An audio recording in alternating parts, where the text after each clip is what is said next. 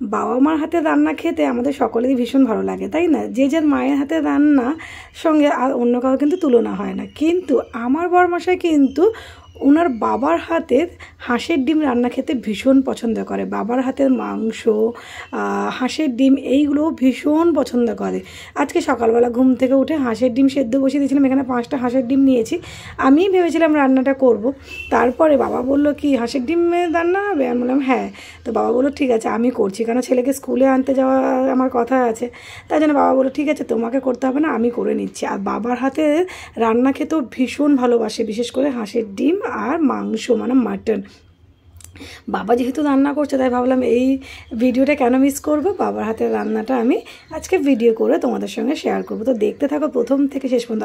সত্যি কথা বলছি, আমিও বহুবার খেয়েছি বিয়ে হওয়ার পর থেকে। তো কোথাও থেকে আমরা ঘুরে আসলেও কিন্তু ঝটপট করে আমার শ্বশুরমশাই কিন্তু হাঁসের ডিমের ঝোল আর ভাত রান্না করে। গরম গরম ভাত আর গরম গরম হাঁসের ডিমের ঝোল আমার শ্বশুরমশাইয়ের হাতের একদম কি বলবো অপূর্ব স্বাদ হয়। তো দেখো বাবা কীভাবে রান্না করে। যদিও আমি এখানে হাঁসের ডিমটা আগে থেকে সেদ্ধ করে নুন হলুদ মাখিয়ে রেখেছিলাম, আলুটাও সেদ্ধ করে রেখেছিলাম, আর মশলা সমস্তটা আমার রেডি হয়ে গেছিলো। তারপরে দেখো সর্ষের তেল দিয়ে পুরো রান্নাটাই হবে। বাবা কিন্তু খুব বেশি মশলা দেয় না, কিন্তু ঝটপট করে রান্না করে, কিন্তু প্রায় বলতে পারো 10 মিনিটের মধ্যে মনে হয় রান্না কমপ্লিট করে নেয়। কিন্তু এত স্বাদ হয় কী করে আমি বলে বোঝাতে পারবো না, ভীষণ স্বাদ হয়। তো দেখো আমি এখানে বলে বলে দিচ্ছিলাম, তার জন্য মাঝখানে আমিও একটু দেখাচ্ছিলাম যে যেহেতু ভিডিও করছি বাবা বুঝতে পারছিল না।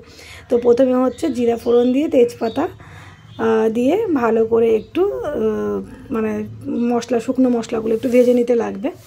তো তারপরেই হচ্ছে এখানে সমস্ত মশলা আমার রেডি করা আছে, সব গ্রেট করা রয়েছে। টমেটো, পেঁয়াজ, রসুন, আদা সমস্তটা একদম গ্রেট করা রয়েছে।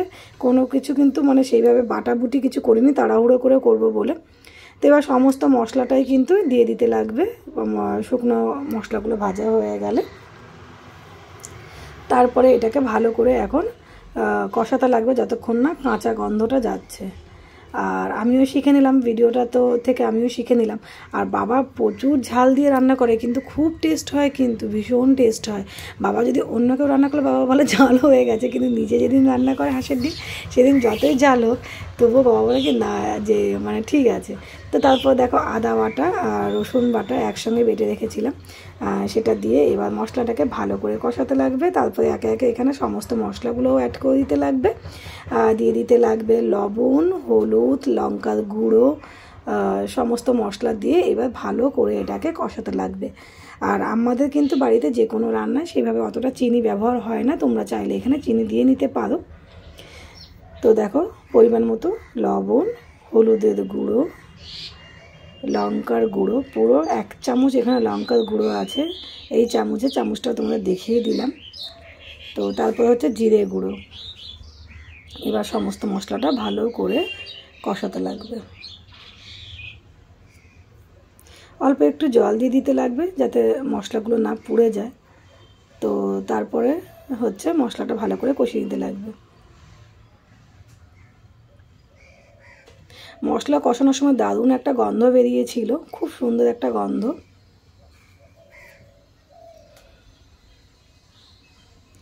আর এবার দেখো মশলা কষাতে কষাতে বাবা একটু চিনি দিয়েছিল, আমি বলার পরে যে বাবা একটু চিনি দিলে কালারটা মানে ভালো হবে।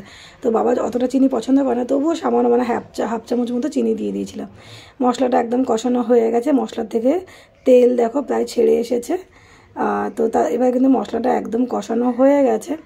এবার দিয়ে দিতে লাগবে ভেজে রাখা হাঁসের ডিম আর আলু। তো এবার এর মধ্যে দিয়ে আবারও ভালো করে এটাকে মশলার সঙ্গে কিছুক্ষণ কষিয়ে নিতে লাগবে, প্রায় 3-4 মিনিট ধরে এটাকে কষিয়ে নিতে লাগবে। তারপরে জল দিয়ে ভালো করে গ্রেভি করে নিলে কিন্তু রেডি হয়ে যাবে হাঁসের ডিম। দেখেই বুঝতে পারছো কালারটা একেবারে মানে বলা যে দেখতে সুন্দর হলে খেতেও ভালো হবে। তো দেখতে কিন্তু দারুণ সুন্দর হয়েছে, আর খেতে তো বলেইছি আমি বহুবার খেয়েছি। বাবার হাতের হাঁসের ডিমের কালিয়া ভীষণ ভালো হয়। তো দেখো রান্না প্রায় কমপ্লিট। নামানোর সময় একটু গরম মশলা তোমরা চাইলে দিতে পারো, কিন্তু আমরা সেইভাবে দিই না।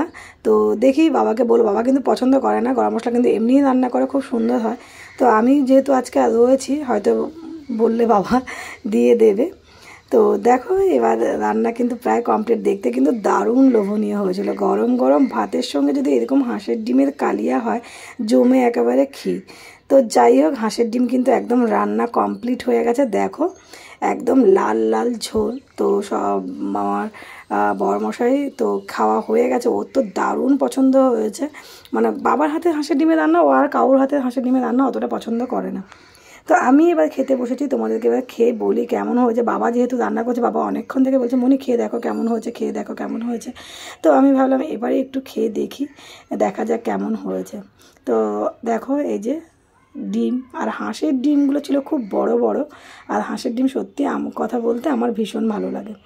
তো এবার হচ্ছে একটু ডিমটা ভেঙে নিলাম। আলুগুলো দেখো কতটা সফট হচ্ছে, সেদ্ধ করে এইভাবে ভেজে নিলে না খুব সুন্দর হয় খেতে, আর ভেতরে লবণটা বেশ ভালো মতো চলে যায়, খুব ভালো লাগে খেতে। এবার মুখে দিয়ে দেখি কেমন হয়েছে। দারুণ হয়েছিল, অপূর্ব হয়েছিল, এক কথায় কোনো কথা হবে না, ভীষণ ভালো হয়েছিল। তোমাদের কেমন লাগলো হাঁসের ডিমের কালিয়া রেসিপি অবশ্যই কমেন্ট করে জানিও। এরকম গরম গরম ভাতের সঙ্গে ঝাল ঝাল হাঁসের ডিমের কালিয়া খেতে কারা কারা পছন্দ করো অবশ্যই কমেন্টসে জানিয়ে। তো চলো আজকের মতো ভিডিওটা এখানে শেষ করছি।